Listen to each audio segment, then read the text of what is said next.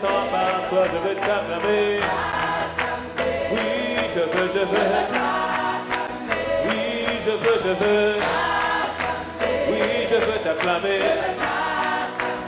Oui, je veux. Oui, je veux. Parce que Père, tu es au-dessus de tout. Parce que tu es levé au-dessus de tout. Parce que Seigneur, tu mérites nos acclamations. Reçois cet après-midi toute notre joie et toute notre reconnaissance. Car c'est toi qui nous as gardés, c'est toi qui nous as préservés. Et puisque tout t'appartient, Seigneur, alors reçois nos louanges parce qu'elles t'appartiennent. Reçois nos cris de joie parce qu'elles t'appartiennent. Reçois nos remerciements parce qu'elles t'appartiennent. Père, merci encore pour tout ce que tu fais au milieu de nous. Que tout dans sa maison s'écrie. Que tout dans sa maison s'écrie. Amen. Bienvenue à toutes et bienvenue à tous pour ce deuxième jour de séminaire. Nous sommes au bon endroit. Amen. Et nous voulons vraiment bénir le Seigneur pour tout ce qu'il a fait. Assurément, hier, nous avons passé un excellent moment dans sa présence pour acclamer le Seigneur. Alléluia. Et aujourd'hui, nous nous attendons pleinement à notre Dieu. Et nous allons laisser la vidéo faire la présentation de notre orateur. Notre orateur du jour a vu sa vie transformée suite à un appel au ministère d'enseignement et de miracles par le Seigneur Jésus. Il est président de International Seed of Life Ministry et des églises Alliance Biblique Missionnaire de Côte d'Ivoire, dont il est le pasteur principal. Ce n'est pas parce que Dieu t'a élevé, ce n'est pas parce que Dieu te parle que tu es arrivé. Il est marié à Lorette et ils ont ensemble 3 enfants. Bien-aimés, levons-nous et acclamons le Seigneur pour son serviteur, le pasteur Alexandre Amazou.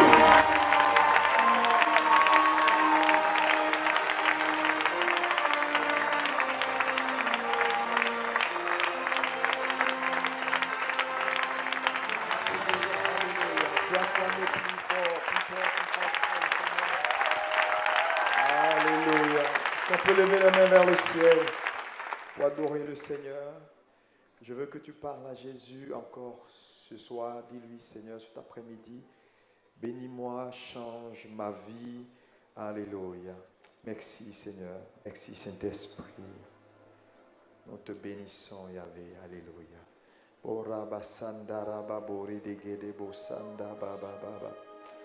Merci, Seigneur. Merci, Saint-Esprit.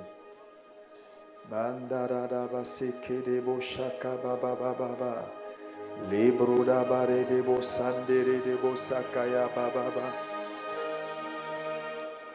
Tu es le seul vrai Dieu, Seigneur. Nous te bénissons. Alléluia. Merci, Seigneur. Merci, Saint-Esprit. Oh, Alléluia. Alléluia. Oh, Alléluia. Est-ce que quelqu'un peut le chanter? Alléluia. Gloire à Jésus. Chante-le de tout ton cœur. Alléluia. Oh, Alléluia. Oh, Alléluia. Alléluia. Gloire à Jésus.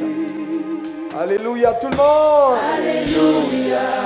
Oh, Alléluia. Bakarada basandara babashaya. Alléluia. Ekoto para masandere de bossa. Jésus. Alléluia. Oh, Alléluia. Akandora basaka. Alléluia.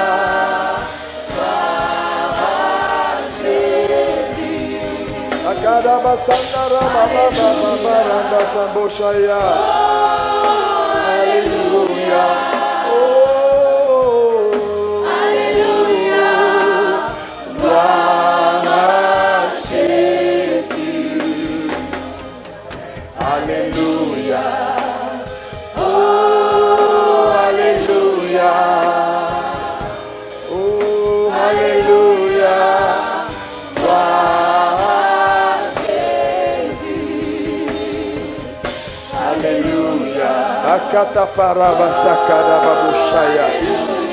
Seigneur, nous te bénissons pour ta fidélité. Nous t'exaltons parce qu'en dehors de toi, il n'y a point d'autre Dieu. Merci, Seigneur, pour ta présence qui est glorieuse en ce lieu. Merci de transformer les vies et de changer les cœurs. Nous te bénissons, Dieu Tout-Puissant. Merci pour ta fidélité. Je déclare le ciel ouvert sur ce lieu. Alléluia. Oh, Alléluia. Oh, Alléluia.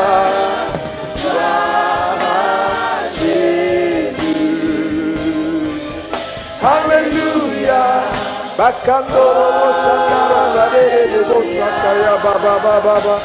Oh, Alléluia. Lève la voix et parle la langue, parle un moment en langue, loue le Seigneur, parle la langue, bénis le nom de Jésus pour sa fidélité. Il est là encore ce soir pour te faire du bien. Dis Saint-Esprit, touche-moi, change ma vie, transforme-moi. Merci Constance. La brade de bos, kadababababababa. Lende de bos, akandabare, nabasenderedes. Oh, baba baba baba baba santa pakaya baba baba baba.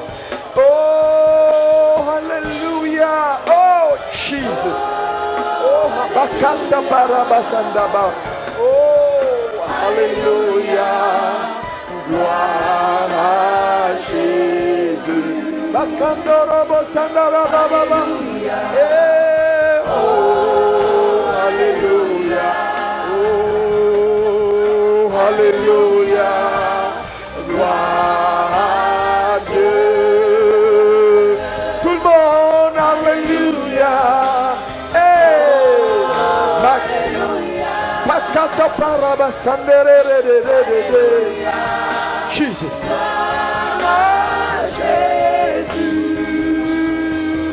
Hallelujah.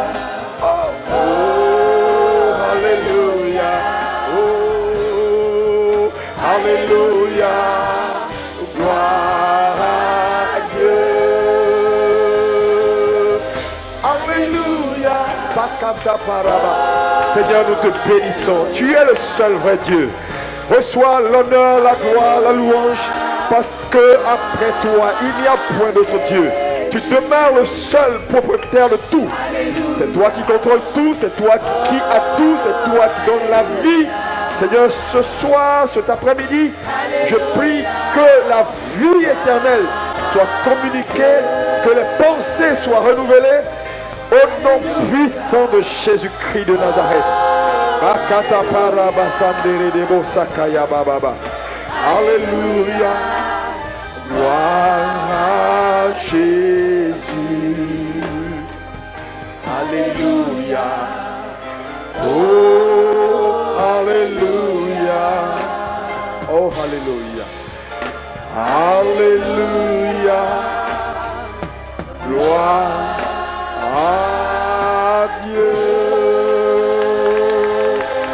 Est-ce que quelqu'un peut acclamer mieux que ça? Donne des acclamations nourries à Jésus. Parle et dis des bonnes paroles pendant que tu acclames Jésus-Christ de Nazareth. Alléluia! Alléluia! Salue ton voisin de droite et de gauche et dis-lui: tu es béni d'être dans cette présence glorieuse. Alléluia. Merci, vous pouvez vous rasseoir. Que Dieu vous bénisse abondamment. Merci aux chantres. Alléluia. La gloire à Jésus. Amen, amen.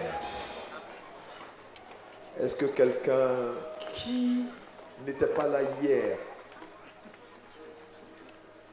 Ceux qui n'étaient pas là hier, les juste là-bas. Ah, ok. Donc ça veut dire qu'il y a encore beaucoup de frères qui sont en route. Mais on va commencer. Alléluia. Je vais faire un bref rappel de ce qui a été dit hier et nous allons aller à la parole de Dieu. Hier, et je voulais saluer d'abord tout le monde. Merci de me recevoir. Merci à toute l'Église. Merci aux responsables et en particulier le groupe pastoral. Que Dieu vous bénisse davantage. Amen. Alléluia. Et hier, donc, nous avons commencé notre séminaire en introduisant sur le thème « Comprendre le principe de la propriété ». Est-ce qu'on peut dire avec moi « Comprendre le principe de la propriété ». Alléluia. Et nous avons vu dans le psaume 24 à partir du verset 1 « À l'Éternel la terre et ce qu'elle renferme, le monde et ceux qui l'habitent ». Et nous avons donc tiré un certain nombre de conclusions en disant que Dieu était propriétaire de tout. La Bible dit « À l'Éternel la terre et ce qu'elle renferme ». Donc la terre parlant de tout ce qui est matériel, le monde parlant du système qui contrôle la vie des hommes sur terre, ceux qui l'habitent. On a parlé des 4 règnes, le règne animal, humain, végétal, minéral, et toutes ces choses-là sont sous son pouvoir. On a vu également qu'il est écrit que qu'est-ce que l'homme pour que tu te souviennes de lui, le Fils de l'homme pour que tu prennes garde à lui, tu l'as fait de peu inférieur à Dieu, tu l'as couronné de gloire et de magnificence, tu as soumis les œuvres de tes mains, ou tu lui as soumis les œuvres de tes mains. Donc nous avons vu que Dieu est le créateur de tout. Et on a vu également que la Bible dans Genèse dit « Au commencement Dieu créa ». Disons, quand on dit « au commencement Dieu », ça veut dire Dieu était avant le commencement. Tout ce qui est au commencement est avant le commencement. Et nous avons vu qu'au commencement, il y avait le Père, il y avait le Fils, il y avait le Saint-Esprit. Ils sont Dieu, alléluia, et ils ont tout fait. Nous avons donc démontré que Dieu est propriétaire de tout. Dieu est créateur. Nous sommes sa propriété. Est-ce qu'on peut me dire Amen? C'est un point qui est essentiel. Nous sommes sa propriété. Et nous avons vu également que quand tu veux comprendre un concept, il faut aller à sa première mention. Et donc nous avons vu la première scène qui a eu lieu à Genèse, la scène d'Éden, lorsque Dieu fit le jardin et mit l'homme dans le jardin. Et nous avons vu que Dieu a mis l'arbre de la connaissance du bien et du mal au milieu du jardin, à la portée de l'homme, alors qu'il aurait dû ne pas le faire. Mais pourquoi Dieu l'a fait? Pourquoi tu mets à la portée de l'homme ce que tu ne souhaites pas voir l'homme toucher? Donc nous avons tiré un certain nombre d'enseignements importants. Et il y avait 4 points que nous avons ressortis à partir de là. Numéro 1, Dieu voulait montrer à l'homme que c'est lui le boss, le patron.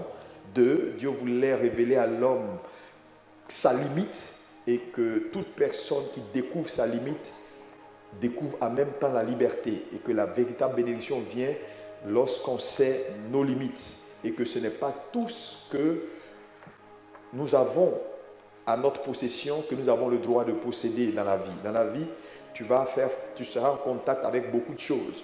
Mais ce n'est pas parce que quelque chose est dans ta présence que tu as le droit de posséder cette chose. Et nous avons vu en 3e point que Dieu voulait révéler à l'homme qu'il n'y a rien qui existe par lui-même. C'est-à-dire, partout où tu peux voir quelque chose qui est, ça veut dire que cette chose-là a un propriétaire. Donc la capacité de reconnaître ce qui t'appartient et ce qui ne t'appartient pas. Alléluia.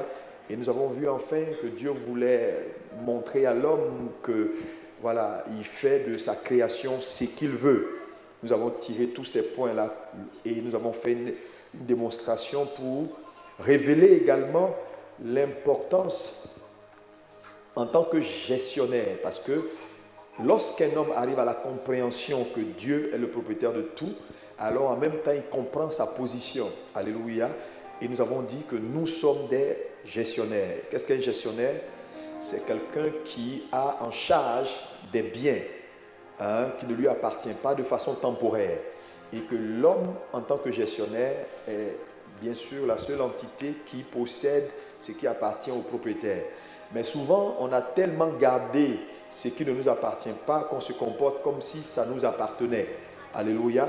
Et nous avons vu que le véritable problème de l'Église est lié au fait que les chrétiens n'ont pas cette prise de conscience que Dieu est le propriétaire de tout et qu'ils ne sont que des gestionnaires.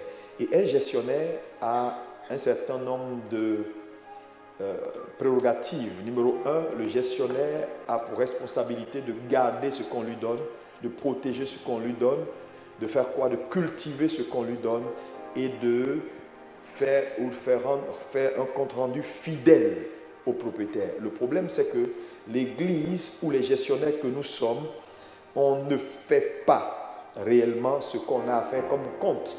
Et nous avons vu ici que la Bible dit, selon Jacques 4, verset 7, il dit « Soumettez-vous à Dieu », c'est-à-dire « Soumettez-vous au propriétaire, résistez au diable et il fuira loin de vous ».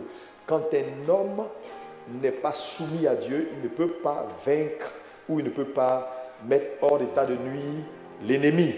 Et nous avons vu ici, en faisant la démonstration, que la défaite dans la vie des chrétiens est liée au fait que dans leur gestion de ce que Dieu leur a donné, ils ne sont pas fidèles. Et là où vous volez Dieu, Satan vous volera. Parce qu'un homme ne peut pas chasser Satan alors qu'il fait le même boulot que lui.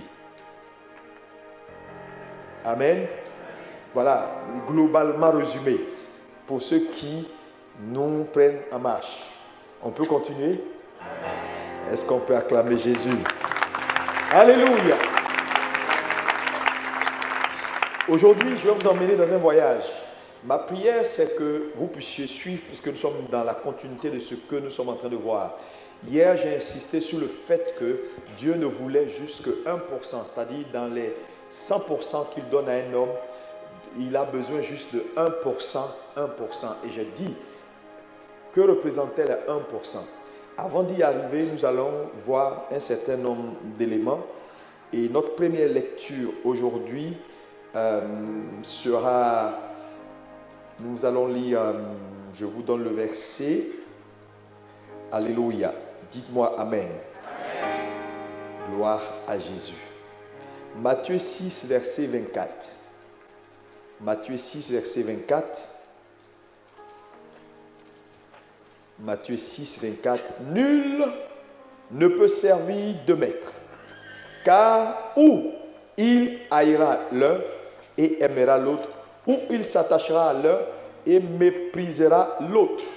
Oui, vous ne pouvez servir Dieu et Mammon. Alléluia. Est-ce que quelqu'un peut dire avec moi, on ne peut servir Dieu et Mammon? Vous savez, c'est un texte qui est très, très, très important. On dit, nul ne peut servir deux maîtres. Mais ici, lorsque vous voyez ce passage met sur le même pied d'égalité Dieu et Mammon. Parce que la conjonction de coordination est, c'est-à-dire impose que Dieu et Mammon soient sur le même pied d'égalité. Si on avait dit Dieu ou, c'était autre chose. Mais quand on dit Dieu et, quand on dit et, ça dit c'est sur la même ligne. C'est-à-dire on met Dieu et on met Mammon à côté. Donc c'est comme si on compare Dieu à Mammon. Ce n'est pas faux parce que Dieu, lorsqu'on parle de Dieu ici, on parle du Créateur.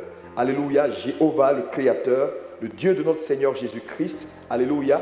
Mais on considère Mammon également comme Dieu de ce siècle. Alléluia. Donc ici, nous avons en présence, je dirais en guillemets, deux dieux. Le Dieu Jéhovah, le Dieu de notre Seigneur Jésus, et le Dieu Mammon, le Dieu de ce siècle. Et on dit, nul ne peut servir les deux à la fois. Soit il haïra l'un, il aimera l'autre, ou il aimera l'autre, il haïra l'un. Donc, on les met les deux sur le même piédestal. Donc, si nous avons donc deux dieux, nous avons alors donc deux types de serviteurs. Mais ici, on ne s'adresse pas à des païens, on s'adresse à des chrétiens. Donc, ça veut dire que même dans la maison de Dieu, nous avons deux types de serviteurs. Alléluia. Et tu comprendras, avec le développement que je ferai tout à l'heure, pourquoi on peut être dans la maison de Dieu et servir autre chose que le Dieu d'Abraham, d'Isaac et de Jacob. Dites-moi Amen.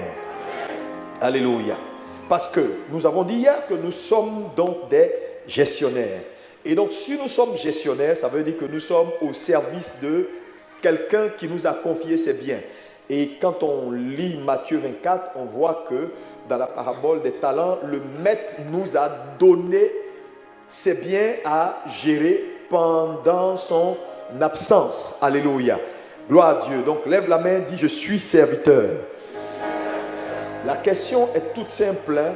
C'est-à-dire tu es serviteur, ça personne ne peut en dire plus. Mais la question, qui sers-tu? C'est là la problématique. Nous allons tenter de situer chacun dans son office. Qui sers-tu? Donc tout à l'heure, par le verset que nous avons lu, nous avons vu que nous avons Dieu et nous avons Mammon. Et les deux sont Dieu, sont sur le même piédestal.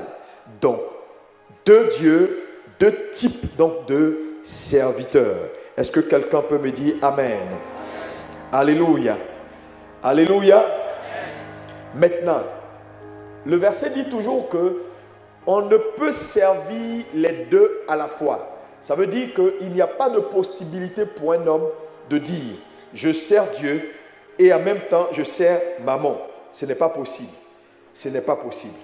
On ne peut pas dire j'aime Dieu et en même temps j'aime Mammon. Ce n'est pas possible. Ce que la Bible nous révèle ici, c'est que ton niveau d'attachement à Dieu révèle ton niveau d'attachement à Mammon. Je ne sais pas, attends, je veux bien t'expliquer ça. Ce verre, plus il sera plein, moins de vide il y aura dans le verre. Ça veut dire quoi? Si tu ne veux pas de vide dans le verre, qu'est-ce qu'il faut faire? Il faut le remplir. Donc on dira le degré ou de vide du verre est proportionnel à son degré de remplissage. Maintenant ici, lisez bien le verset. Nul ne peut servir deux maîtres. C'est-à-dire, il n'y a pas de possibilité de servir deux maîtres. Car, ou il haït l'un et aime l'autre, ou il s'attache à l'un et méprise l'autre. Donc, il parle de proportionnel ici. Donc, il parle de proportionnel. C'est-à-dire, plus je m'attache à Dieu, moins je le serai à Mammon.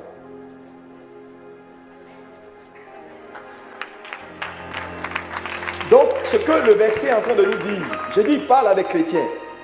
Donc, ce que le verset est en train de nous dire, un homme qui ne veut pas se retrouver en train de servir Mammon doit s'engager à 100%. Parce que s'il y a 5% qui restent, la nature aurait du vide. Mammon prend les 5%. C'est-à-dire, tu ne peux pas dire, moi je sers Dieu seulement. C'est-à-dire, je sers Dieu, je sers Dieu. Si tu sers Dieu, ça veut dire que tu es à 100%. Si tu n'es pas à 100%, ça veut dire qu'il y a les soit 5 ou 10 ou 15 qui restent là, qui sont occupés par quelqu'un d'autre. Et ça ne peut qu'être Mammon. Parce qu'il parle de proportionnel ici. Mais tu vas comprendre tout à l'heure pourquoi les choses sont ainsi. Dites-moi Amen. Vous savez, hier, quand on a fait la démonstration, on a été très clair. J'espère que vous avez le message d'hier dans vos pensées. Ce que je suis en train de vous dire là, c'est des choses qui sont très importantes pour votre marche. Ça va vous suivre toute votre vie. Ce n'est pas un enseignement que tu vas prendre aujourd'hui puis c'est fini. Non, ça c'est pour la vie. Alléluia. Dieu donc nous a établis gérants de ses biens. En gérant ses biens, nous le servons. Et la Bible dit, nul ne peut servir deux maîtres. Lorsque la sœur qui était devant les biens qui lui ont été confiés a commencé à servir avec un cœur qui n'était pas entier, qu'est-ce qui s'est passé? l'ennemi a pu avoir accès à elle et a pu toucher au bien. Dites-moi amen. Et donc, cette sœur qui éventuellement a tenté de dire Satan, je te lie ou je t'empêche de toucher à mes biens, n'a pas pu. Pourquoi? Parce qu'elle était dans une posture qui ne lui permettait pas d'exercer son autorité.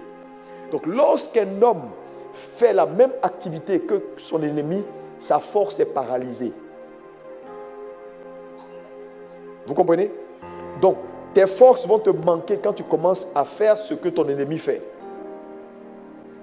Que tu le veux ou pas, ça va te manquer. Alléluia. C'est un principe. Gloire à Jésus. Ok. Donc le degré de l'amour d'un homme pour Dieu est proportionnel à ce qu'il a pour maman. Ça, c'est le premier point que je voulais faire. Donc l'indice de notre attachement à Dieu est fonction de notre attachement à maman. Maintenant, revenons à l'origine. Prenez le temps de bien me suivre. J'ai fait un point par rapport au service. Et j'ai déclaré que la Bible nous révèle qu'on ne peut servir Dieu et maman. Donc c'est notre attachement à Dieu qui détermine notre attachement à maman. Plus nous le sommes à Dieu, moins on le sera à maman. Est-ce que c'est bon pour quelqu'un? Maintenant, on repart à l'origine.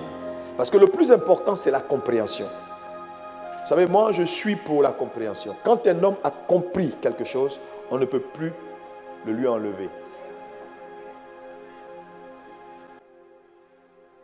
Quand nous repartons à l'origine, après le péché d'Adam, quelque chose va se passer.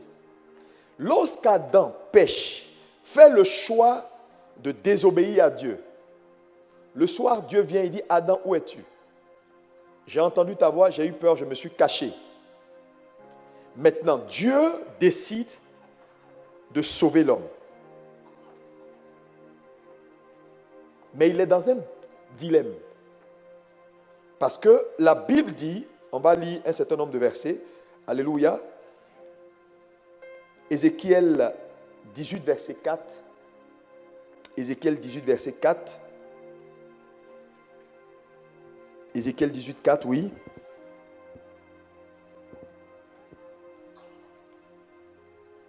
Voici, toutes les âmes sont à moi, l'Éternel qui parle.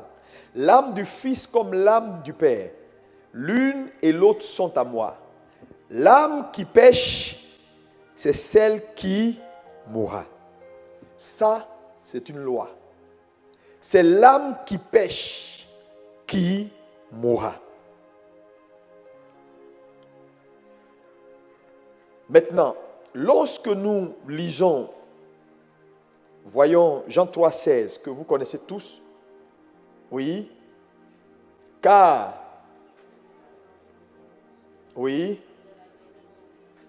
Dieu a tant aimé le monde, il a donné son Fils unique, afin que quiconque croit en lui ne périsse point, mais qu'il ait la vie éternelle. Donc, ici, nous avons deux versets. Le premier, c'est l'âme qui pêche qui meurt. Le deuxième, on nous donne la solution que Dieu choisit. Écoutez-moi, parce que c'est un peu technique ce que je veux enseigner aujourd'hui. Donc c'est pourquoi je prends le temps d'aller doucement, parce que je veux que tout le monde saisisse. Donc, lorsqu'on part au départ, Dieu met Adam dans le jardin, il dit à Adam, tu ne touches pas. Adam touche à l'arbre de la connaissance du bien et du mal, donc il pêche contre Dieu.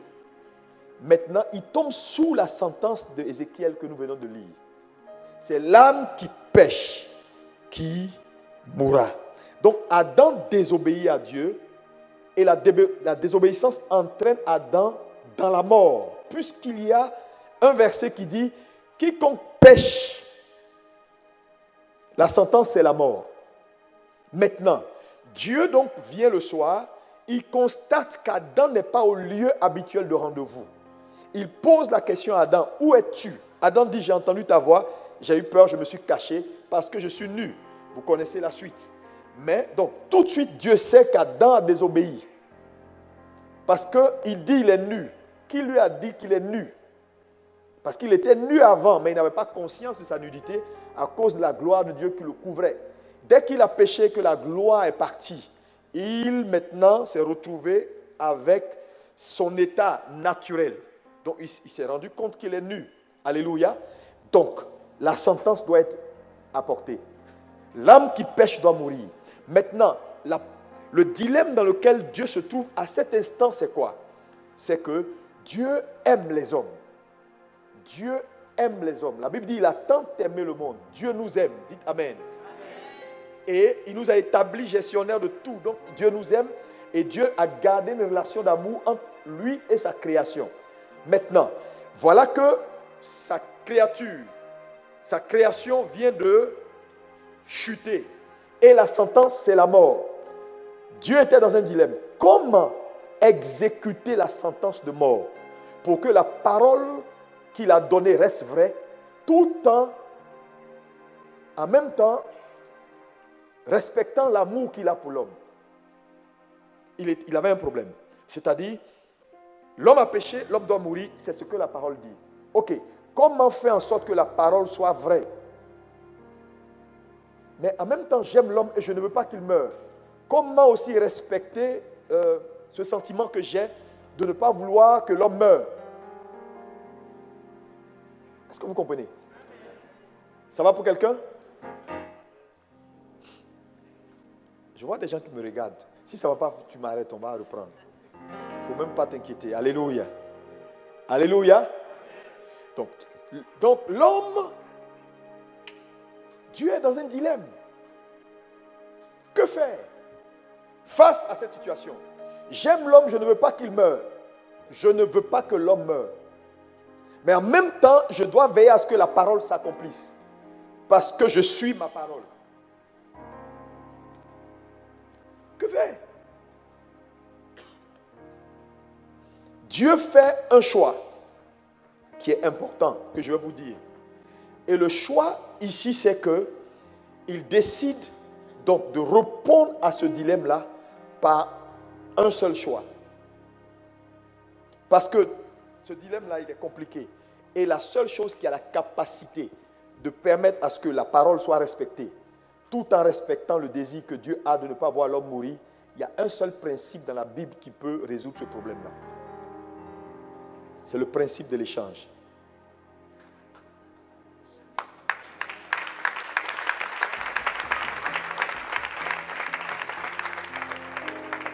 Maintenant, que stipule le principe de l'échange? On dit, Dieu a tant aimé le monde qu'il a donné son Fils unique, afin que quiconque croit en lui ne meure point, mais qu'il ait la vie éternelle. Donc, qu'est-ce que Dieu fait? Dieu dit, l'homme a péché, il doit mourir, pour que la parole soit respectée. J'aime l'homme, je ne veux pas que l'homme meure. Comment Dieu règle le problème? Il fait le choix du principe de l'échange. Et le principe de l'échange, c'est quoi? Dieu décide donc de prendre la place de l'homme. Donc, quand il prend la place de l'homme, il meurt. Donc, la parole est respectée. Et deuxième chose,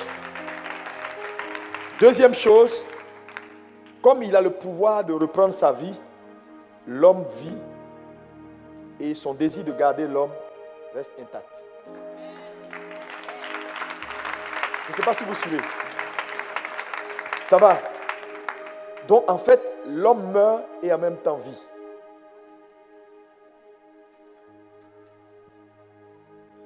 Ça va? Maintenant, tu vas comprendre tout à l'heure pourquoi il a fait ce choix. C'est très important. Alléluia. Est-ce que quelqu'un a compris? C'est un point essentiel. Alléluia. Donc, le principe de l'échange. Le principe, tout le monde dit avec moi, le principe de l'échange. Plus fort. Alléluia. Donc, Dieu fait le choix du principe de l'échange. Et ce principe-là, vous pouvez le voir dans toute la Bible. Je vais vous donner quelques versets. Vous allez voir le principe de l'échange. Numéro 1, quand on parle du principe de l'échange, on dit il a tant aimé qu'il a donné.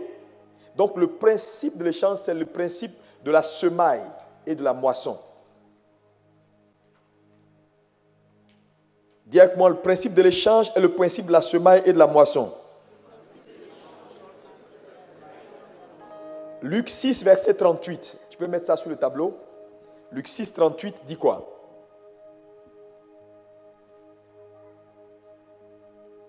Oui. Donc, donnez et il vous sera donné. Ça, c'est le principe de l'échange. Dieu, donc, prend la place de l'homme pour que l'homme puisse prendre sa place. Alléluia. Échanger. Parce que donner, c'est échanger. Donner et il vous sera donné. Donc, quand quelqu'un donne, c'est comme s'il échangeait quelque chose. Parce qu'il n'y a aucun donné qui ne t'apporte pas, il te sera donné. Vous comprenez? Donc, voilà le principe de l'échange. Maintenant, pourquoi Dieu fait le choix de ce principe? Suivez-moi très très bien. Nous allons lire Genèse 3, versets 17 à 18.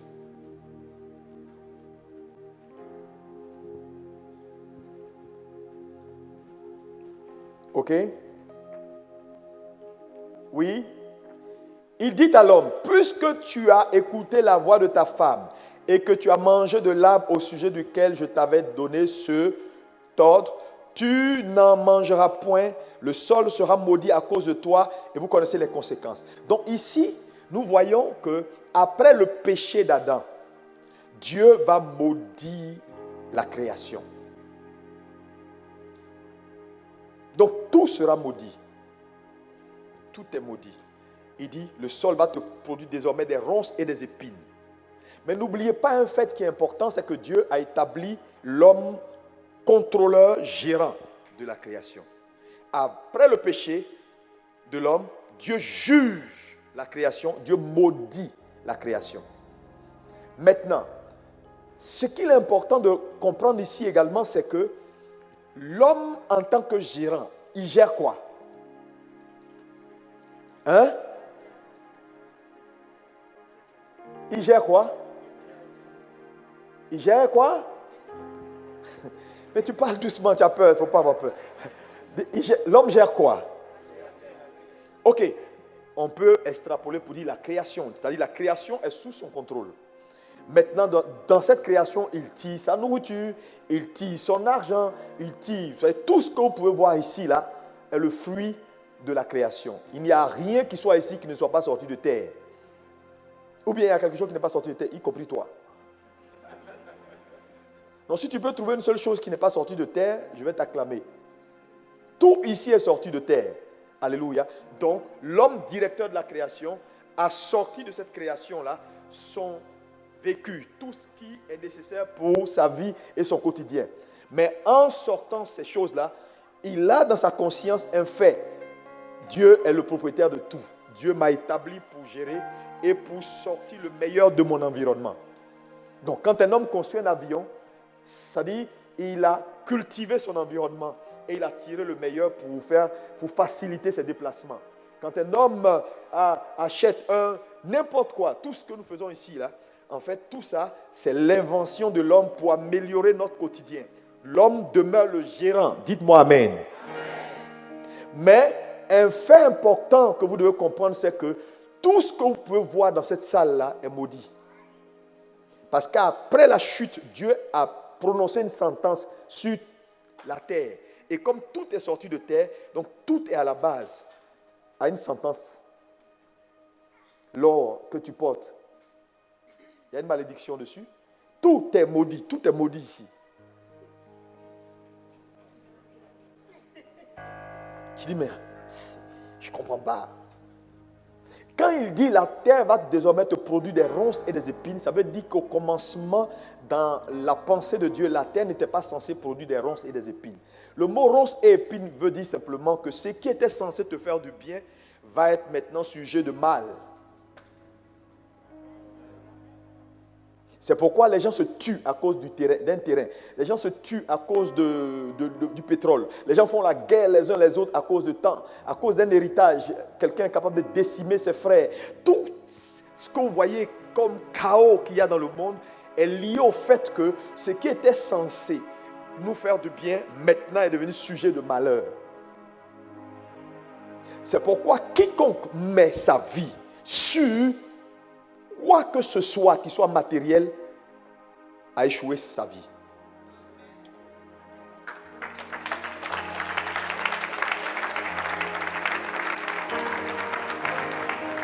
Et voilà l'une des raisons pour lesquelles tu peux amasser tout ce que tu veux sur terre, mais quand tu vas pas avec. Est-ce que quelqu'un me suit? Mais est-ce que vous avez suivi un peu ma progression? Parce que là, je suis en train d'aller doucement, doucement pour que tu saisisses ma pensée, ce que je veux que tu comprennes. Donc, nous sommes gestionnaires. Est-ce qu'on peut dire ça? Nous sommes gestionnaires. Gestionnaires de quoi? De la création. Dieu nous a établis directeurs de ce monde. C'est nous qui avons la clé de ce monde. C'est pourquoi Jésus, en venant dans ce monde, est passé par une femme. Il dit, je suis venu par la porte, mais le voleur est venu par la fenêtre. La porte, c'est la femme. Parce que c'est par la femme qu'on a accès au monde. Aucun homme ne peut avoir accès à la terre sans passer par une femme. Quiconque le fait est appelé le voleur. Et Satan n'est pas né d'une femme, c'est pourquoi on l'appelle le voleur.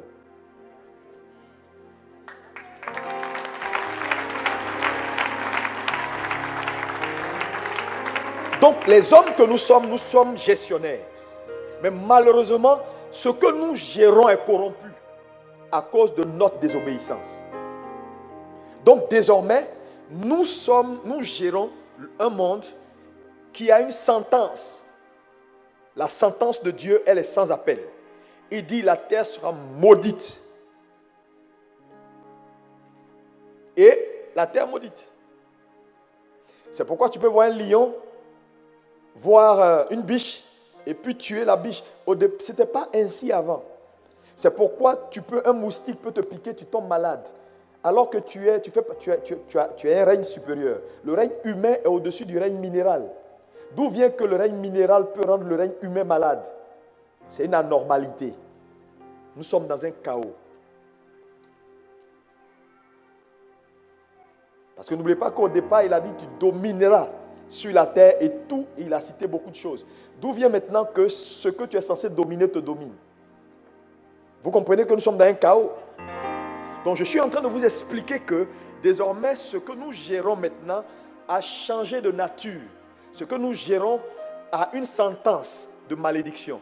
Mais en réalité, maintenant, quand on repart à Genèse, je vous ai dit hier pour ceux qui étaient là, quand on dit au commencement Dieu créa, il y a Genèse 1.1, Genèse 1.2, on dit et la terre était. Mais le mot était n'est pas le bon mot. C'est et la terre devint. Parce qu'elle n'était pas. Elle est devenue informe et vide. Parce que Dieu ne peut pas créer quelque chose qui n'a pas de forme et qui est vide. Ça n'a pas de sens. Parce que le mot création veut dire concevoir et amener à l'existence. On ne peut pas concevoir quelque chose. Ça veut dire qu'on a l'image de la chose. Et quand on l'amène à l'existence, elle n'a pas de forme. Ça n'a pas de sens. Je ne sais pas. Celui qui a conçu, celui qui a créé ce pot, a eu d'abord l'image. Il a conçu l'image et puis il a fabriqué le pot selon l'image qu'il avait. Mais tu ne peux pas avoir déjà l'image de quelque chose.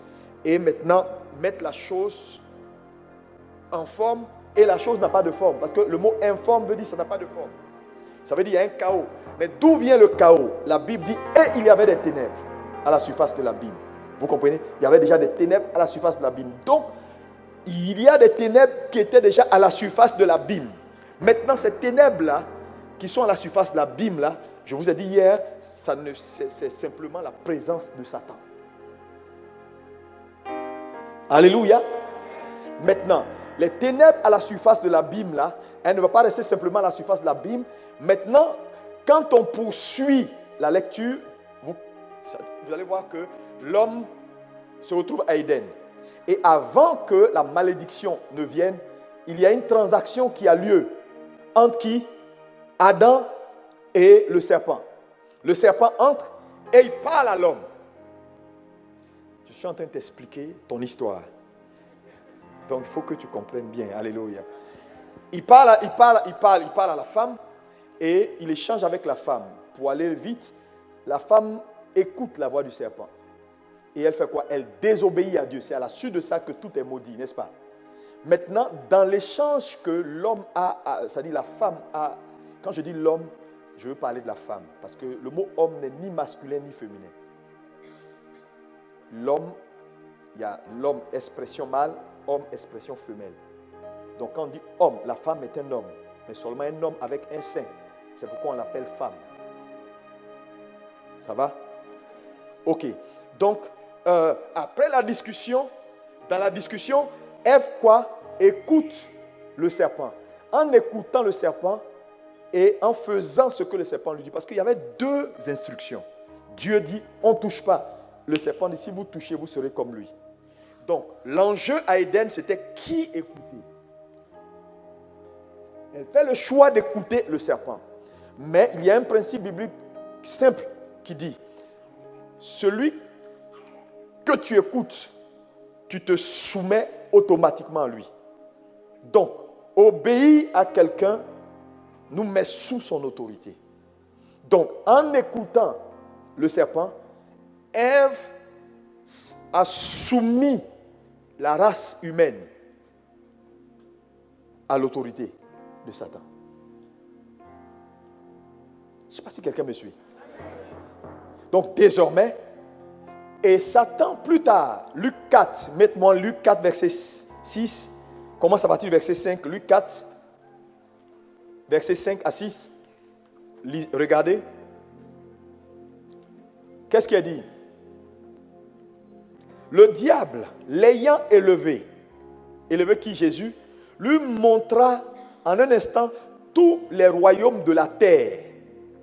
C'est-à-dire, il montre à Jésus tous les royaumes de la terre. Oui. Et lui dit, je te donnerai toute cette puissance et la gloire de ces royaumes, car elle m'a été... Et qui lui a donné? Ce qu'il est en train de dire, c'est que Ève, m'ayant écouté et ayant été désormais sous mon autorité, il y a eu une transaction légale. Ce qui était pour eux, naturellement, est devenu pour moi. Donc moi, je te présente tout comme le nouveau directeur général. Si tu également m'obéis ou m'écoutes ou te prosternes, je te donne. Alléluia. Est-ce que quelqu'un comprend? C'est pourquoi il faut faire très attention, parce que Satan est réellement dangereux. Beaucoup de chrétiens jouent. C'est parce que ce n'est pas mon thème.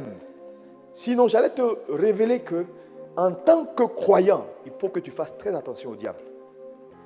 Non, il est très dangereux. Très, très, très dangereux et subtil. Ouais. Alléluia. Donc, vous êtes d'accord avec moi et on peut arriver à la conclusion que donc, ce que l'homme gère désormais est corrompu. Parce que tout étant sorti de terre, étant donné que la terre est maudite, tout ce qui sort de la terre est maudit. Maintenant, la Bible nous parle ici qu'on ne peut servir Dieu et Mammon. Qui est Mammon? Mammon, c'est qui? Dieu, on le connaît. Le Dieu de notre Seigneur Jésus-Christ, on le connaît. Mais qui est Mammon? Dans certaines traductions bibliques, on dit Mammon est l'argent. Mammon n'est pas l'argent. Mammon est une force spirituelle qui contrôle tout ce qui est matériel. Donc, en d'autres termes, lorsqu'on parle du Dieu Mammon, on parle de la puissance qui contrôle désormais tout ce qui est matériel. Est-ce que quelqu'un me suit? Est-ce que quelqu'un me suit? Ça veut dire, tout ce que vous pouvez voir dans ce monde, de bien comme de beau, est sous contrôle d'une force spirituelle qu'on appelle Mammon. Cette force spirituelle a un seul mandat: contrôler ceux qui possèdent le bien. Ah, faites attention, ce que je suis en train de vous dire est très, très profond. C'est pourquoi le matériel, mais en fait, quand on dit mammon, c'est de l'argent, les gens font ce qu'on appelle, c'est un raccourci. Parce qu'il n'y a rien qui est matériel qui n'a pas son équivalent en argent. Donc, il conclut que mammon, c'est l'argent. Sinon, mammon n'est pas l'argent. Mammon, c'est tout ce qui est matériel. C'est-à-dire, c'est la force qui contrôle le matériel. Mais cette force qui contrôle le matériel est venue après la chute. Quand Adam a cédé cette force a pris contrôle de tout ce qui est matériel.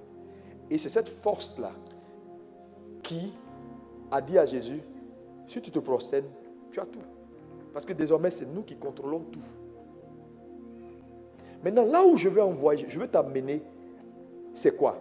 Pourquoi Dieu, lorsque l'homme pêche, il fait le choix du principe de la substitution? Pourquoi c'est ce choix-là qu'il fait? C'est-à-dire donner et il vous sera donné. Pourquoi c'est ce choix? C'est ce principe-là que Dieu choisit pour sauver l'homme. Je vais t'expliquer. Maintenant, suivez-moi. Qui a des biens ici? Tu as des biens. Si tu as une chemise, c'est un bien. Mais oui. Tu as chaussures, tu as chemise, tu n'as pas une brosse à dents à la maison. C'est un bien. Je veux dire, aujourd'hui, il n'y a pas un homme qui peut vivre sans ce qui est sorti de terre. Parce que même c'est par la terre que nous nous nourrissons. Parce que nous sommes sortis de terre. Et donc, tout ce dont il nous faut pour satisfaire l'élément sorti de terre doit sortir de terre. Donc, on mange du riz, on mange aloko, on mange banane, on mange poisson, on mange... Il y en a qui ne passent pas faire. Tu me mets dans un état second quand tu parles de poisson. Et on a des chocolats, vous voyez, tout ça on mange parce que tout ça est sorti de terre. Et ça nous fait du bien, ça entretient notre corps. Mais retenez que tout ce qui est sorti de terre désormais, maudit, quand je parle de maudit, c'est-à-dire est sous contrôle d'une force démoniaque qu'on appelle mammon. Et cette force-là a pour responsabilité de contrôler tous ceux qui touchent à un bien de la terre. Maintenant, vous êtes enfant de Dieu. Naturellement, vous vivez dans un monde où vous êtes obligé d'acheter des voitures, d'avoir de l'argent, de travailler, de manger et de dormir. Donc, il n'y a pas quelqu'un ici qui n'a pas un bien. Le problème, c'est que tout bien que tu acquiers dans ta vie, travaille pour te soumettre. Travaille pour que ton cœur soit attaché à ça.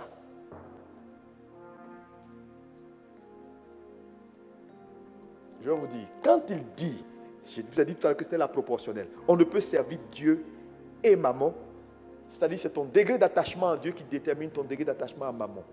Ici, dans cette salle, il y a beaucoup de serviteurs de mammon. Et tu vas comprendre tout à l'heure pourquoi il y a beaucoup de serviteurs de mammon. Parce qu'il n'y a pas quelqu'un ici qui n'a pas de biens. Nous avons tous des biens. Nous travaillons au quotidien, on nous donne de l'argent, on nous donne beaucoup de choses. Ça, ce sont des biens. Mais la Bible dit également que là où le trésor d'un homme est, c'est là où son cœur est. Donc, cette force qui contrôle le matériel, aujourd'hui, vise un objectif. Fais en sorte que quand tu l'as, que ton cœur s'attache au bien. Donc, vous savez, le degré donc de ton attachement à Dieu est ce qui va te libérer de la force. Maintenant, quand Dieu fait le choix de la substitution, c'est quoi? Il prend la place de l'homme et l'homme prend sa place. C'est ce qu'on appelle donner et il vous sera donné. Donc le principe du donner et il vous sera donné est un principe qui fait quoi? Qui fait le partage de l'héritage. Parce que quand Dieu prend la place de l'homme, il prend l'héritage de l'homme qui est la mort et l'homme prend son héritage qui est la vie.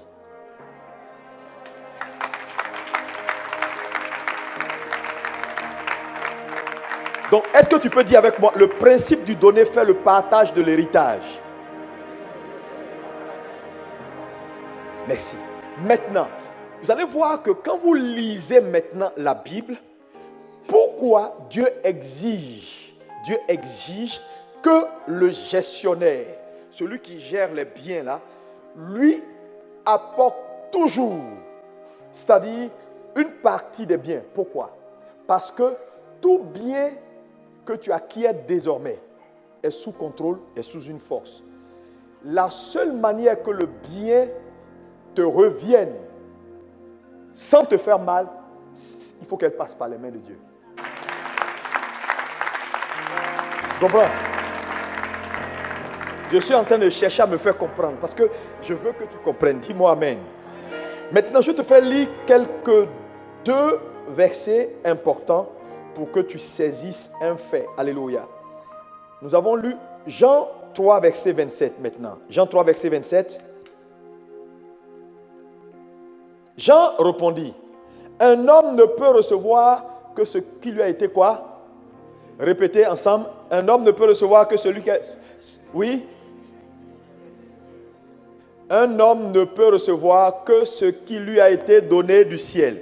Ce verset veut dire, ce qu'un homme possède désormais, c'est ce que le ciel lui donne.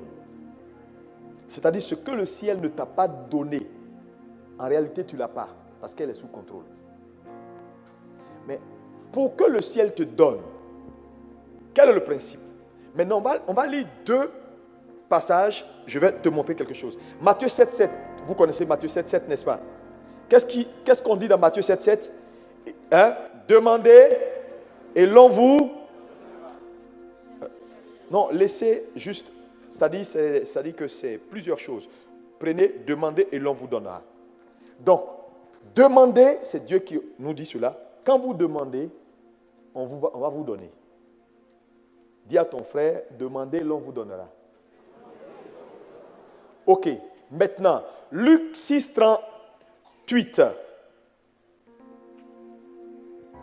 Luc 6, 38. Lisez ensemble. Donnez, vous sera donné. Arrêtez-vous. Regardez. Le Matthieu 7, 7 dit, demandez, l'on vous donnera. Luc 6 dit, donnez et il vous sera donné. Donc, suivez ici. Vous avez fait tous règle de 3. L'on vous donnera est égal à il vous sera. Est-ce que c'est la même chose? Est-ce que c'est la même chose? Oui. Si il vous sera donné est égal à on vous donnera, ça veut dire demander est égal à donner.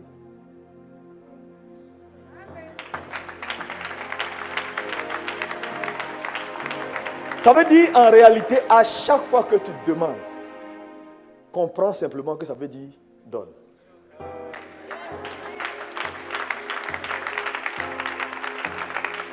Mais pourquoi les choses sont ainsi? Pourquoi c'est ainsi? Pourquoi c'est ainsi?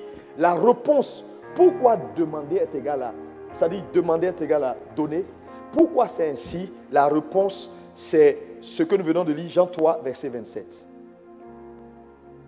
Que dit Jean 3, verset 27? On l'a lu tout à l'heure. Un homme ne peut recevoir que ce qui lui a été donné du ciel. Maintenant, suivez-moi bien. Nous sommes gérants de ce que la vie nous donne.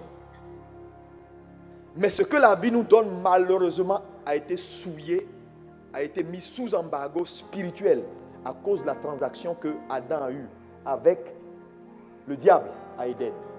Donc désormais, tout bien qu'un homme peut acquérir, pasteur, archevêque, qui que tu sois, Mammon contrôle ce bien. Maintenant, la Bible dit que ce qu'un homme a, qui va lui faire du bien, c'est ce que le ciel peut lui donner. Donc, si c'est ce que le ciel peut te donner, qui représente le bien qui ne te fera jamais de mal, ou qui va annuler le pouvoir de Mammon, alors ton souci sera quoi? Donner et l'on vous donnera. Parce que quand tu donnes, le ciel te donne. En réalité, ce verset-là, c'est ce qu'on appelle le blanchiment.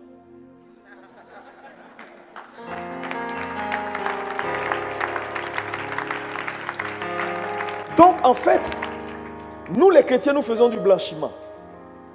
Quand on donne à Dieu, Dieu paralyse le pouvoir de Mammon. Et quand il nous ramène, cette bénédiction nous enrichit et ne se fait suivre d'aucun chagrin. C'est pourquoi un chrétien qui ne sait pas donner sera sous contrôle. Parce que je te dis, si tu veux, essaie. Maman va prendre ton cœur. Tes biens vont te prendre. quand on va prêcher à l'église, on va dire, bon, on a une croisade à faire. Ah, ton cœur bat fort. Ils veulent prendre mon argent. Pourquoi? Parce que maman t'a pris. Non, non, je vous le dis. Tu sais, arriver à la liberté. Quand il dit on ne peut servir Dieu et maman, vous allez voir qu'il y a des gens qui servent maman. Servir maman, c'est quoi? C'est donner la priorité à ce que tu appelles mon argent, ma voiture, mes affaires. Mais en réalité, tout ça est sous contrôle. Ce que tu ne sais pas, c'est que ces choses-là, avec le temps, travaillent pour prendre ton cœur. Pour prendre ton cœur. C'est-à-dire, ces choses-là travaillent pour lutter la place de Dieu. Parce que l'esprit qui est derrière, on le compare à un Dieu.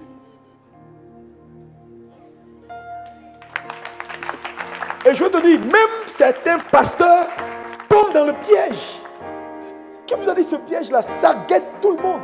Ça guette tout le monde. Donc l'antidote, ce que Dieu trouve comme principe pour, bien, principe légal, mais pour contourner le piège dans lequel Adam a mis la race humaine, c'est le principe du donner. Parce que quand tu donnes, le ciel va te donner. Mais quand le ciel te donne, elle ne te donne pas seulement, mais elle neutralise la force et le pouvoir qui est derrière le matériel là. Donc désormais, tu gères un patrimoine qui est sain.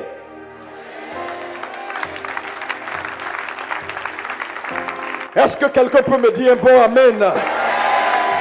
Alléluia!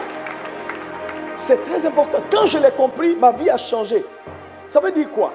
Ça veut dire simplement que Dieu, si Dieu doit t'aider, frère, il va falloir que tu sois prêt à céder. Maintenant, si ton cœur refuse, ça veut dire ton amour pour maman est supérieur à celui de Dieu. Donc c'est subtil. C'est subtil, l'église, c'est subtil. Et pourquoi ce monde? Regardez ce monde aujourd'hui. Regardez comment ils sont attachés au matériel. Le matériel est leur Dieu. Ils sont prêts à tuer, à aller vendre leur âme pour la gloire, les belles voitures, des millions, des milliards. Mais les gens sont prêts à tout. Ils ne te donneront jamais leur argent pour aller sauver les âmes. Jamais ils ne le feront. Mais ils sont prêts à donner cet argent-là pour pervertir, pour promouvoir la prostitution, l'homosexualité, ces choses. Ils sont prêts à ça. Mais dire qu'aller sauver des âmes, non, ils ne sont pas prêts. Pourquoi? Parce que la force qui contrôle tout matériel est une force anti-Dieu. Et si l'Église ne comprend pas ce message, l'Église devient matérialiste. Et quand l'Église devient matérialiste et que les gens deviennent matérialistes, leur cœur s'attache à maman. Mais ils ne le savent même pas. Donc dans cette salle, il y en a qui gèrent désormais un patrimoine sain. Il y en a qui ont toujours sous leur gestion en tant que gestionnaire un patrimoine qui est contrôlé par un esprit démoniaque. Pourquoi? Parce qu'ils n'ont jamais voulu céder à Dieu pour que Dieu fasse, c'est-à-dire le blanchiment et qu'il leur amène.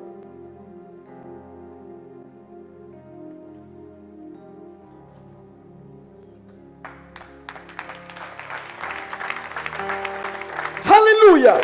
Est-ce que quelqu'un peut me dire un bon amen? Et je vous ai dit que hier, que Dieu ne demande pas grand-chose. Il demande les 1% pour sécuriser les 9%. Quand il touche les 1%, il se sent concerné par les 9%. Et il neutralise la force de maman. Le problème, c'est que même les 1%, les gens refusent. Les gens refusent. Les gens refusent. Non, non, non, non, non, non, non, non. Qui gèrent leurs affaires du Seigneur. Moi, je n'ai pas le temps pour ça. Ah, non, non, non, non, non. Ah, ça, c'est ça. Et l'un des gros problèmes ici en Occident, c'est ça, parce que beaucoup de gens ont leur cœur attaché à maman. Mais ils ne le savent même pas eux-mêmes. Mais c'est par leur attitude que tu peux savoir. Non, non, non, ne parle pas d'offrande, ils vont te classer. Ah non, nous c'est... Non, non, non, non, non, mais écoutez, qu'est-ce qu'il veut faire? Ce n'est pas normal. Et puis, vous allez voir que, quel est le reproche que les gens font aux églises en général? Ah, ils aiment l'argent, ils aiment prendre l'argent, ils aiment l'argent, parce qu'en réalité, Satan sait que c'est là se situe la liberté de l'église. Mais comme il ne veut pas qu'on le neutralise, et qu'il veut continuer à contrôler les cœurs, il met ça au centre. Qu'est-ce que toi, si Dieu doit braquer doit braquer. Vous savez, souvent, quand tu fais un braquage, tu vas, on dit, ah, la banque a été braquée parce qu'il y a l'argent là-bas. Mais imaginez, vous vous levez le matin et puis BFM TV dit, il y a une maison inachevée qui vient d'être braquée. Une maison inachevée, braquée. Le voleur, il cherchait quoi là-bas? Donc si Dieu doit braquer une maison, ce n'est pas une vie inachevée. Toi, tu as quoi? Tu as quoi? Et puis Dieu va venir prendre. Non, c'est important. Demande, tu as quoi? Tu n'as rien. Donc, il ne faut pas... Non, ils veulent prendre mon argent. Toi, tu as l'argent, toi? Non, tu ne connais pas ceux qui ont l'argent. Tu n'as rien. Et d'ailleurs, tu n'es propriétaire de rien. Donc, c'est important de s'affranchir. Je vous dis, si vous n'êtes pas affranchi, Dieu ne peut rien faire avec vous. Voilà pourquoi l'Église est pauvre. Vous savez pourquoi? Parce que Dieu ne fait pas confiance aux gens pour garder son argent. Tu sais, souvent, quand tu as confiance en quelqu'un, tu lui donnes tes biens pour dire, garde-moi ça. Mais Dieu ne sait pas à qui remettre sa richesse. Il ne sait même pas à qui. Parce qu'il y a des gens ici qui vont prendre et qui vont faire comme Ananias et Saphira. On l'a eu. Ils ont pris ça à leur dépens. Personne ne peut dire on a eu Dieu. Non, il est Dieu. Tout lui appartient, y compris toi. Tu dis on l'a eu. Non, c'est insensé. Est-ce que quelqu'un comprend ce que je dis?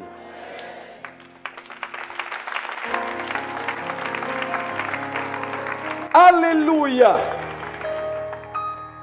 C'est pourquoi il a donné Jésus, ce qu'il avait de plus cher pour nous. Parce qu'il ne peut pas nous avoir sans payer le prix. Je vais vous dire la vérité. Regarde ton voisin, dis voisin, libère-toi.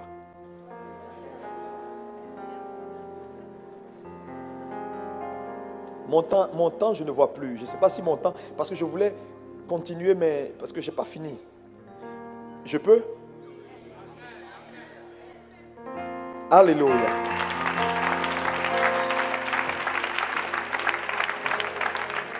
Maintenant, les 1% que Dieu veut prendre, Dieu veut les 1% là, garder les 9%.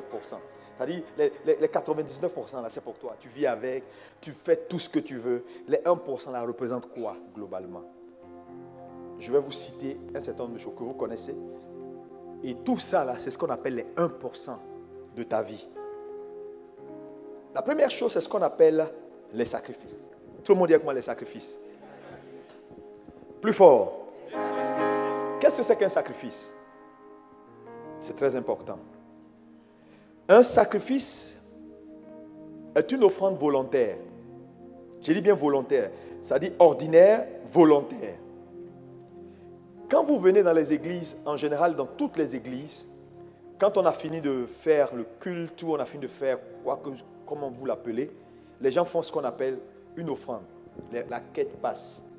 Et quelqu'un peut dire, mais est-ce qu'on est obligé de faire même la quête ou bien de faire les offrandes après un service? C'est ce qu'on appelle un sacrifice. Les sacrifices sont des offrandes volontaires.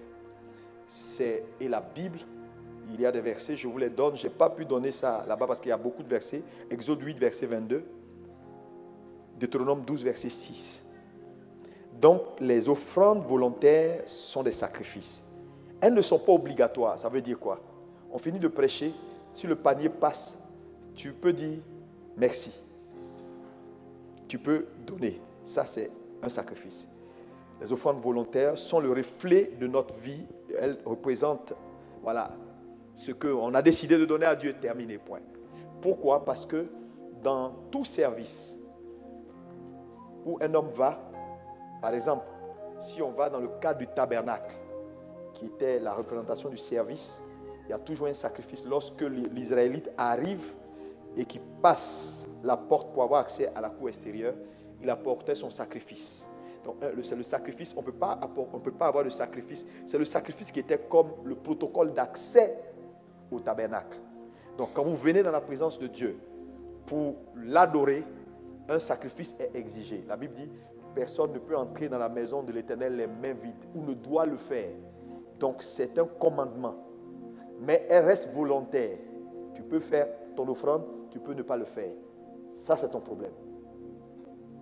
Mais je veux que tu retiennes que les sacrifices, ce sont des offrandes volontaires que nous faisons à chaque fois que nous nous rassemblons pour adorer notre Dieu. Est-ce que quelqu'un peut me dire Amen? Deuxième chose, dans les 1%, il y a ce qu'on appelle la semence de foi. La semence de foi, on peut le voir dans Genèse 22, versets 1 à 17. C'est-à-dire, qu'est-ce que c'est qu'une semence de foi? Une semence de foi, c'est une offrande également volontaire. Directement volontaire. Alléluia.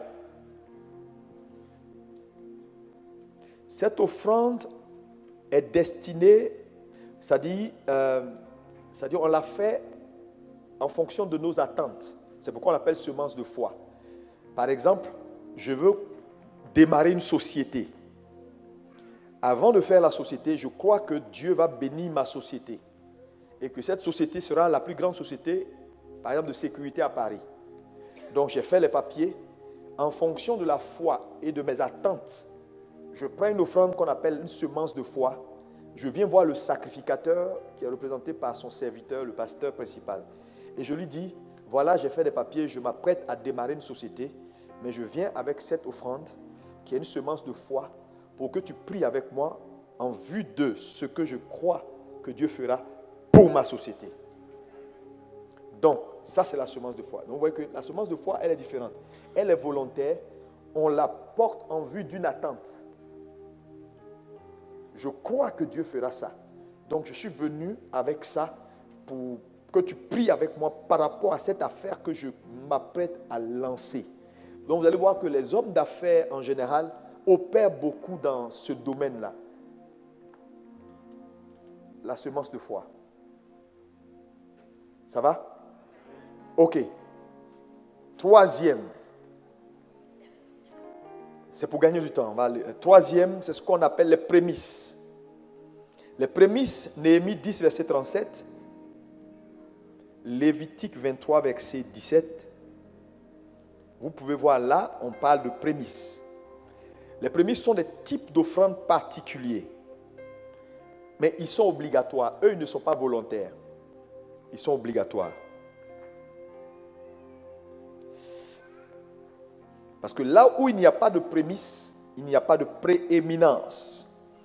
Donc la prémisse est une offrande qui est obligatoire, que l'on apporte à Dieu parce qu'en tout, Dieu veut être le premier. Dieu veut être le premier en tout. Donc, quand on parle de prémisse dans la vie d'un croyant, c'est tout ce qui est premier dans sa vie. Exode 22, verset 29, tu peux le voir également.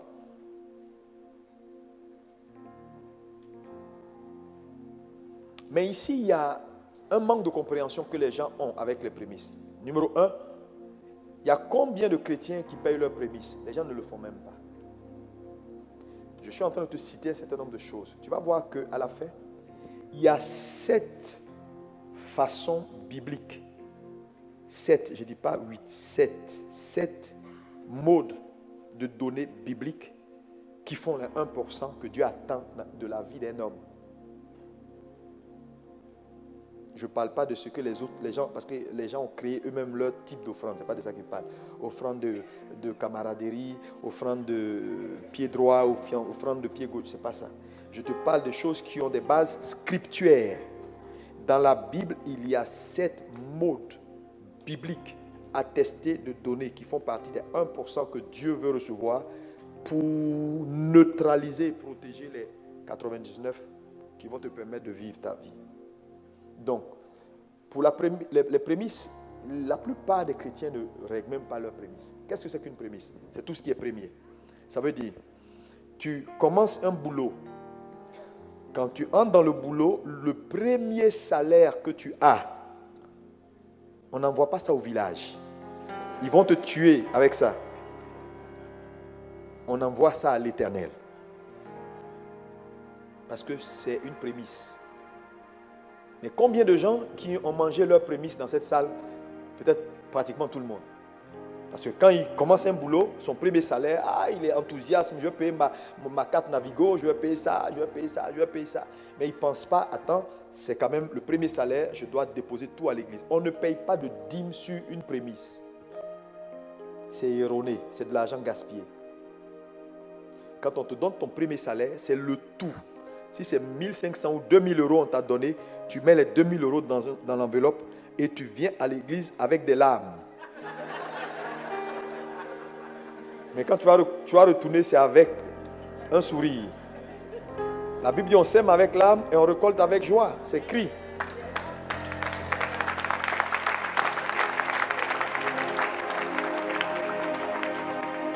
Est-ce que quelqu'un comprend?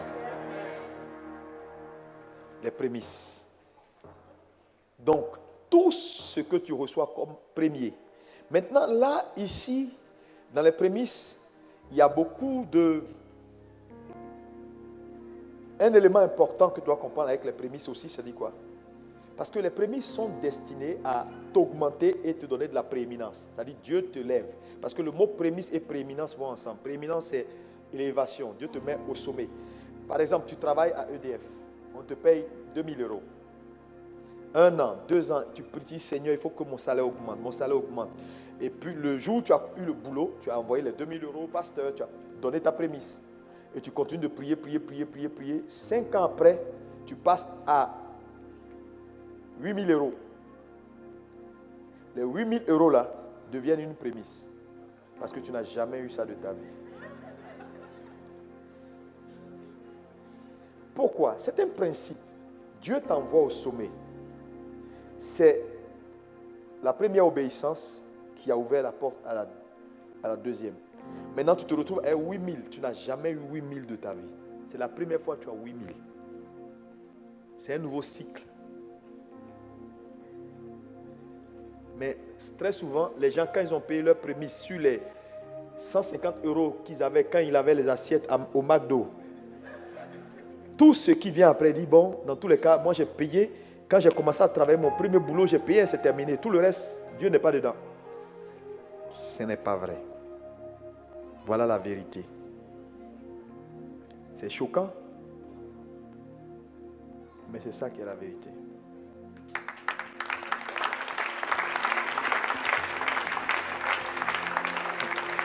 Alléluia. Mais c'est une offrande obligatoire. Elle reste obligatoire. Parce que la Bible nous commande d'apporter nos prémices. 4e, le vœu.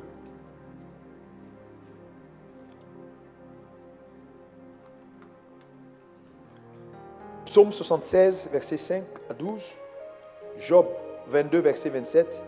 Proverbe 7, verset 14. Vous pouvez voir là, il y a le vœu. On parle du vœu. Qu'est-ce que c'est qu'un vœu? Un vœu est une promesse ou un serment fait à une divinité ou à quelqu'un en vue d'une faveur. Il faut bien m'écouter. Un vœu est un serment. Parce qu'on ne brise pas un vœu.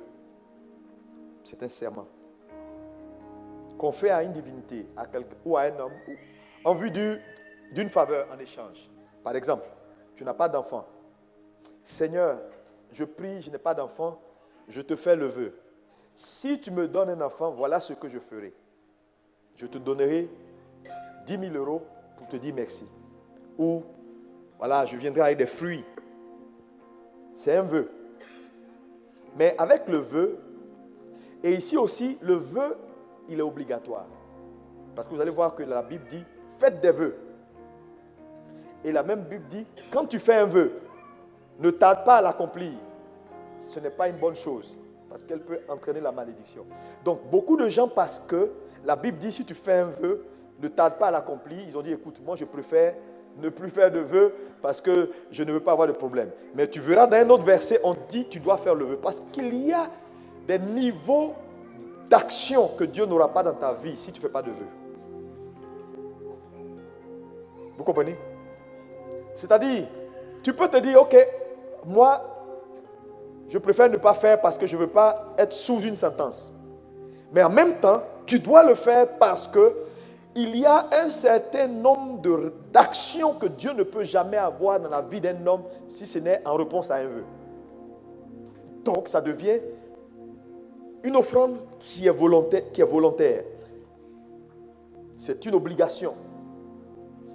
C'est-à-dire, elle est volontaire et en même temps, elle est obligatoire.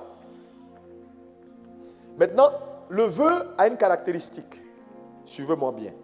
On ne dit pas, par exemple, Seigneur, si tu me bénis, voilà ce que je ferai, je t'apporterai ça.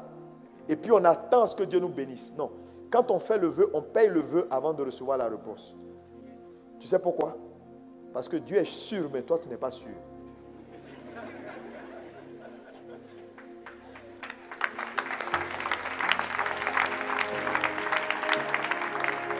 Parce que toi, il peut te bénir, tu vas fuir, mais lui, il ne fuit pas.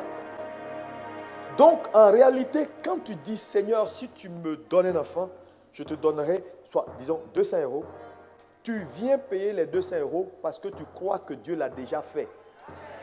Donc, apporter ton vœu est la preuve que tu as la foi dans ce qu'il a déjà fait sa part.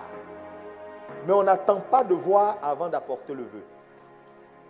C'est un signe d'incrédulité.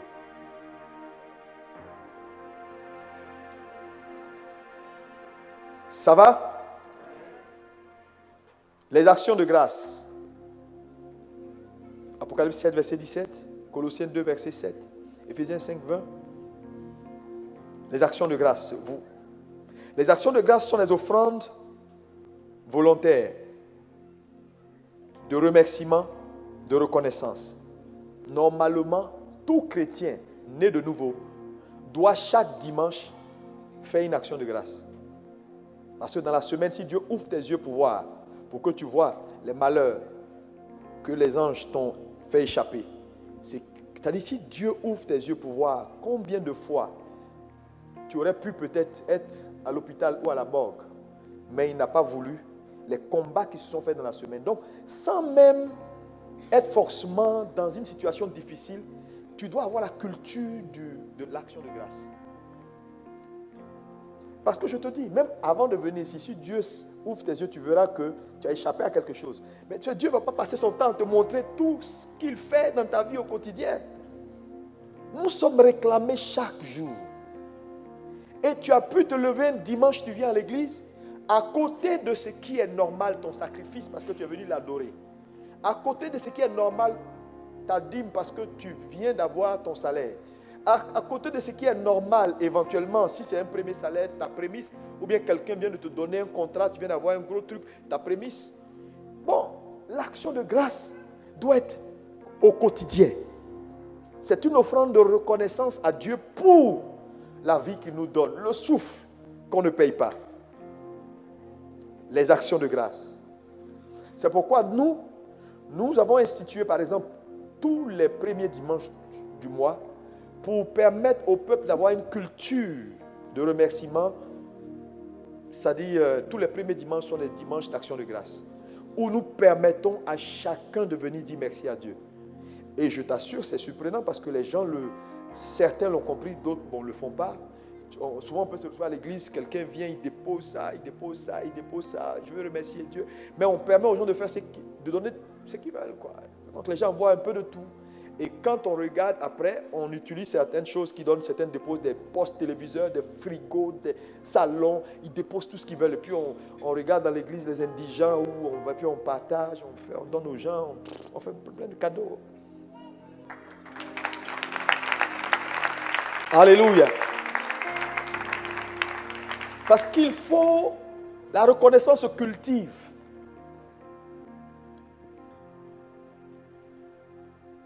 C'est un esprit qui est reconnaissant qui sera rassasié de longévité.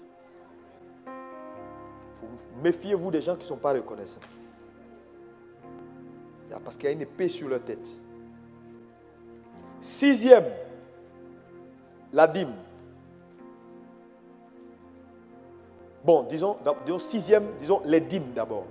Parce que dans la Bible, il y a la dîme et puis il y a les dîmes. Disons, les dîmes, c'est tout ce qui vient de façon désordonnée dans ta vie. Quelqu'un vient et te donne 50 € en passant, tu enlèves. Donc dans la semaine, si tu as reçu 5-6 personnes t'ont remis de l'argent, quand tu viens dimanche, tu as ce qu'on appelle les dîmes. Parce que 1, 2, 3, 4, 5, 6, ce n'est pas ton salaire. Mais combien de gens qui payent les dîmes? Un oncle t'a vu. Ah, mais il y a longtemps, je ne t'ai pas vu. Voilà 200 €, tiens. Tu dis, ah, merci, tonton. Mais quand il te donne les 200 €, n'oublie jamais ceci. Enlève 20 €. Parce que si tu n'enlèves pas les 20 €, tu vas tuer la semence qui est censée perpétuer dans ta vie ce genre d'action. C'est pourquoi tu vas trouver des chrétiens. Ils te diront, mais depuis un moment donné, je sens que je manque d'argent. Avant, les gens me donnent de l'argent. C'est-à-dire quelqu'un me voit, il me donne. Parce qu'à un moment donné, on t'a donné, tu as mangé le fruit et le noyau. Et donc, ce même tonton-là, quand il va te voir dans 6 mois, au lieu de te donner, l'envie ne sera pas là. Et donc, tu vas assécher ta vie financière. Parce que tu dis, oh non, mais c'est quelqu'un qui m'a donné ça, ce n'est pas mon salaire. Hein? Non, il y a ce qu'on appelle les dîmes. Les dîmes, les hommes d'affaires payent les dîmes parce qu'ils ont plusieurs affaires. Donc maintenant, c'est pratiquement le même principe. Maintenant, il y a la dîme. En 7e position, la dîme. La dîme. Quand on parle de la dîme, c'est quoi? Ça, c'est tout un enseignement. Je ne sais pas s'il faut en parler, mais je ne pourrais pas en parler maintenant, ce n'est pas possible. Je verrai ce que Dieu me dira. Demain ou, je ne sais pas, je vais voir si Dieu veut. Parce qu'il y a des choses importantes à comprendre ici, que beaucoup de gens ne comprennent pas. Parce que je te dis, mon frère, viens. Je veux montrer quelque chose. Où est ce frère? Tu travailles dans quelle structure ici? BTP consultant. Ok. Ce frère, tu vas au travail, imaginons, tu vas au travail tous les matins. Tu te lèves à 6 heures, tu prends ton métro, tu as ta voiture, tu reviens, tu travailles. Il va, il travaille. Il donne ses services. En retour, chaque fin du mois, le patron vient et dit, voilà, 10 000 € ton salaire. Mais le salaire qu'on lui donne,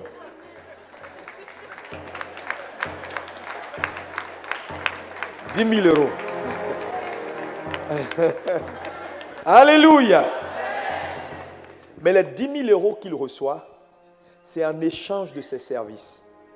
Maintenant, imaginez s'il travaillait si le service qu'il donne, si c'est un service qui nécessite beaucoup d'efforts. Parce que là, c'est l'effort intellectuel. Mais ça peut nécessiter de l'effort physique. Donc, il va marcher, soulever des bois, soulever des colis ou bien faire comme dans les gens qui nettoient dans les rues. Là. Il soulève. Et quand il rentre à la maison le soir, il est fatigué, il a mal au dos, il a mal à la tête. Mais n'oubliez pas qu'il a déboursé de l'énergie. Chaque jour, il débourse de l'énergie. Donc, c'est sa vie qui se dégrade chaque jour. Mais pour chaque vie qu'il perd, on fait le cumul dans le mois et on échange cette vie-là par les 10 000 €. Donc, les 10 000 € qu'on met dans sa main, ce n'est pas seulement de l'argent. Derrière, il y a une vie qu'il ne va plus jamais retrouver jusqu'à ce que Jésus revienne.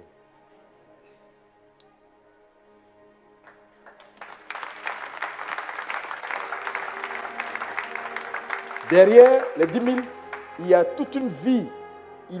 Parce qu'après, il va se retrouver il sera dans un état où il ne peut plus avoir la vigueur de son enfance.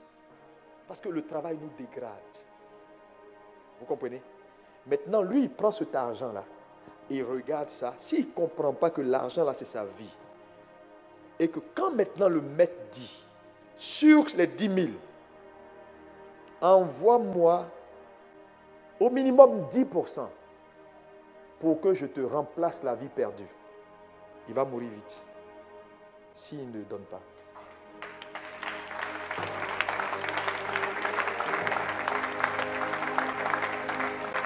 Je te dis, la dîme, c'est pour sécuriser ta vie.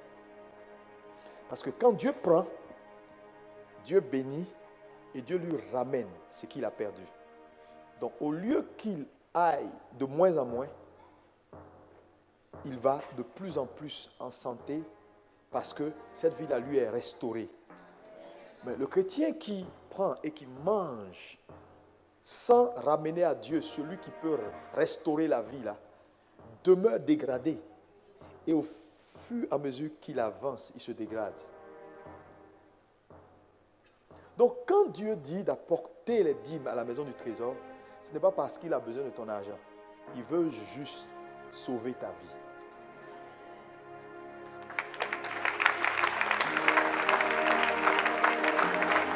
Vous savez, merci mon frère, quand les gens comprennent, ils le font.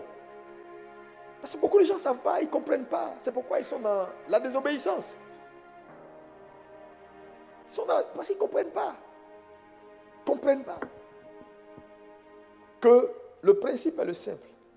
Et ce principe-là, il est énoncé dans la parole de Dieu. Là où est ton trésor, ton cœur sera là-bas. Je te dis la vérité. Ton cœur ne sera pas dans les mains du Seigneur si ton argent n'est pas dans sa main. Parce que le cœur de l'homme suit son trésor.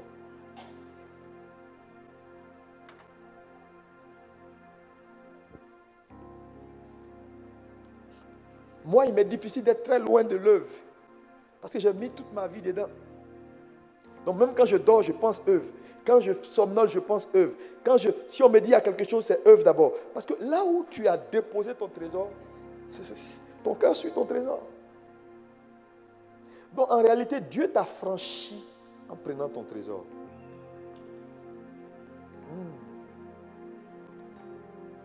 C'est pourquoi vous allez voir que quelqu'un qui ne sait pas s'investir et donner à son église n'aimera jamais cette église-là comme il le faut. Non, oubliez ça. Il ne sera pas concerné par beaucoup de choses. Il viendra juste s'asseoir et regarde. Mais ceux qui ont réellement investi, leur cœur est ici. Ouais. Ils ont le cœur dedans. Ils ont l'attachement. Alléluia. Est-ce que c'est bon pour quelqu'un? On va revenir sur les détails. Parce que si tu veux comprendre la dîme, c'est tout un enseignement. On va vous expliquer, vous allez comprendre que ça n'a rien à voir avec ce que les gens disent. Et vous voyez, c'est cette chose-là. C'est ce qui représente les 1% dans ta vie. Tout type d'offrande que tu peux faire dans le monde, il doit avoir un fondement dans les 7 là. Sinon, Dieu n'agrée pas.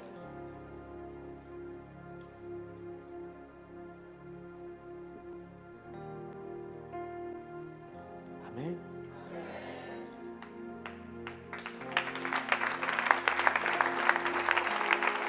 Et en tant que chrétien et croyant, voilà ce que Dieu attend de vous. Pour vous apporter la vraie liberté. Parce que quand un homme est libre de tout ce qui est matériel, il est libre.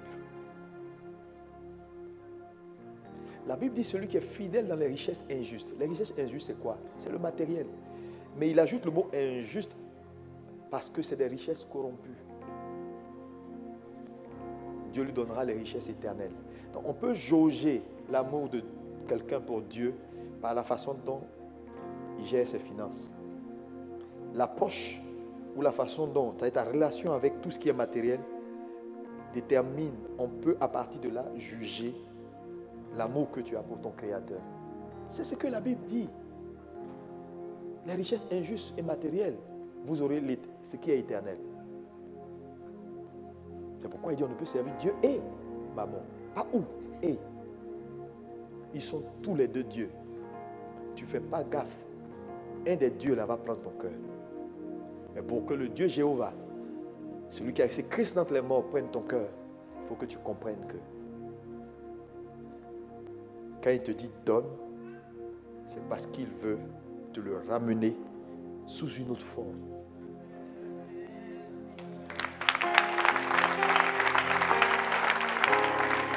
On va terminer là. Demain, on va continuer. Est-ce que quelqu'un peut me dire un bon amen? Qui est béni? Si tu es béni, acclame pour Jésus.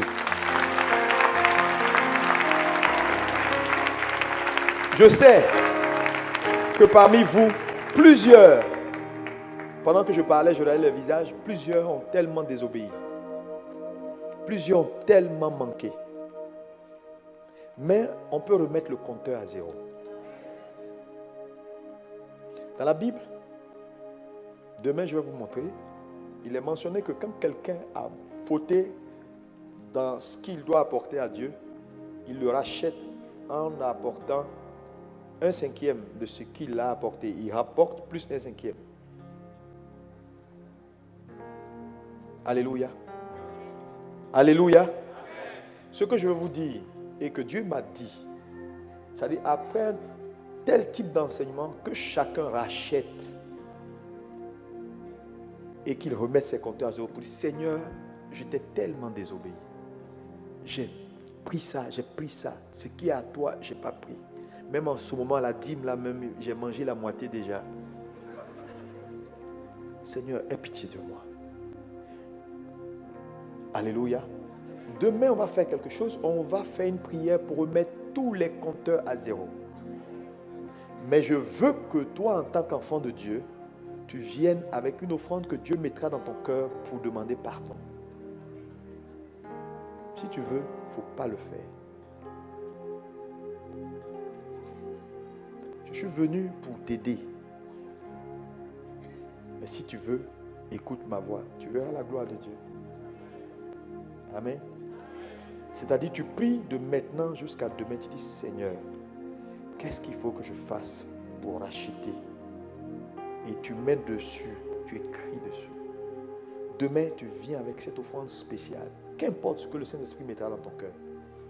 Si tu te dis 100 euros, 200 euros, même si tu te dis 1000 euros, fais-le. Si tu as trop mangé les dîmes et les prémices du Seigneur, tu as besoin que Dieu te pardonne. Vous savez, je vais vous dire, l'ignorance n'est pas une excuse. Ce n'est pas parce que tu ne sais pas qu'il y a un trou ici que tu ne vas pas tomber dedans. Si tu passes, tu vas tomber. Donc, ta responsabilité, c'est de savoir. Donc, tu me dis, mais je ne savais pas, ça ne veut rien dire. Tu ne savais pas, mais quand tu as quand même mangé. Donc, la sentence, elle est là. Il faut demander pardon. Qui est prêt à le faire? Que Dieu vous bénisse. Que sa grâce vous soit multipliée. Que sa faveur soit avec toi. Et qu'il t'élève. Est-ce qu'on peut se lever tous?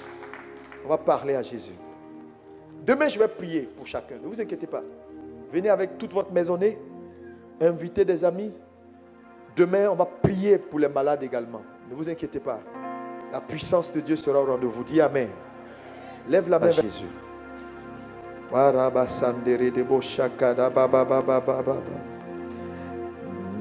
Mélodie venue du ciel. Mélodie venue du ciel. Un chant doux et merveilleux. Tous les anges en harmonie d'une seule voix célèbrent ton nom. Ta puissance et ta splendeur. Tout le monde fort. Ta gloire remplit l'univers. Ton éclat et ta splendeur, ta beauté sont incomparables.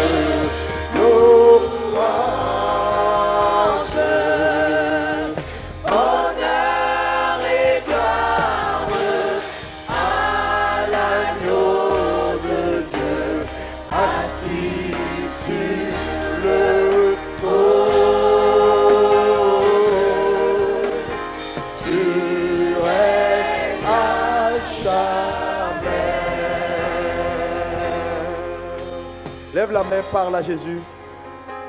Dis, Seigneur, j'ai entendu ta parole. Merci pour la lumière dans mon esprit. Aide-moi, Seigneur, à pratiquer la parole. Seigneur, à rester obéissant, sachant que c'est toi le vrai propriétaire de toutes choses. Seigneur, accorde-moi ta grâce. Vas-y, prie le Seigneur. Demande l'aide du Saint-Esprit. Alléluia. Mélodie venue du ciel. Un chant doux et merveilleux. Tous les anges en harmonie. Toutes ces voix célèbrent son nom. Oh, sa puissance et ta splendeur, ta joie remplit l'univers. Hakata pare de bos, ibirige de bo ramasaka da baba baba. Oh la barada da basaka ya baba baba sakada baba baba ha.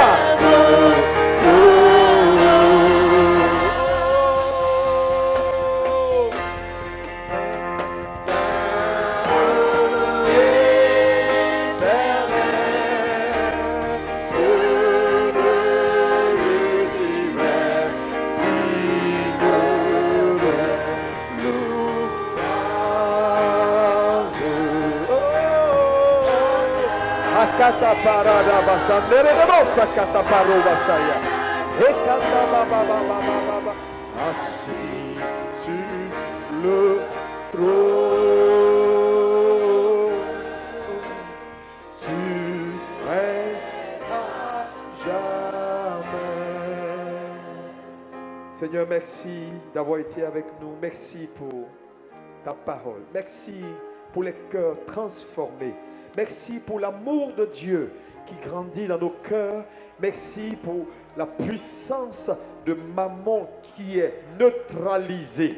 Au nom puissant de Jésus. Dans cette église, on trouvera des hommes et des femmes qui craignent Dieu. Des hommes et des femmes qui ont compris l'importance, Seigneur, d'aimer Dieu avec sa vie et avec ses biens. Alléluia. Pour kataparoba sakada baba baba. Rekede borida basandere de bosh. Libra kata papa papa. Tout ce qui est pouvoir de Maman, Seigneur, j'annule cela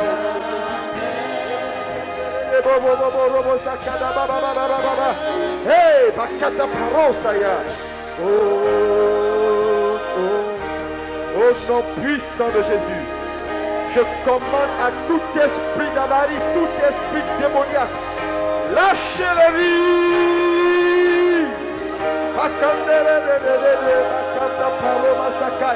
Hey, bakata para masakaya baba baba. À jamais. Oh, assis sur le trône, tu règnes à jamais. Assis sur son trône. Il règne au siècle des siècles. Il est le maître absolu. Il est le patron de l'univers. C'est lui qui a la sagesse. C'est lui le sauveur. Jésus-Christ de Nazareth. Hey! Let your presence fall. Quelqu'un parle à l'homme, parle à l'homme, parle à l'homme, parle à l'homme. Bénis le nom de ton Créateur.